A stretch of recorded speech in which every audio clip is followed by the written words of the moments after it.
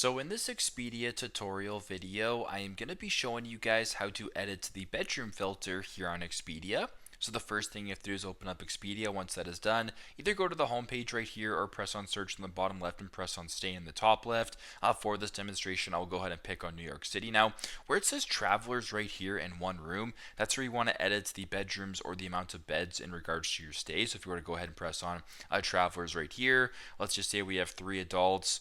So we're looking for, let's just say, at least a 3 bedroom room. So we'll go ahead and press on done right here.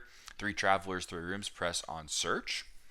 Now what you're going to be seeing right here is a whole bunch of different options that actually offer you guys in regards to different rooms, right? So if you're looking for maybe a house, for example, that has 3 bedrooms, what you can actually do here is just keep scrolling down. Keep scrolling down until where it says property type. You can go ahead and say private vacation home, for example. You can do a guest house as well, whatever the case may be. Press on done.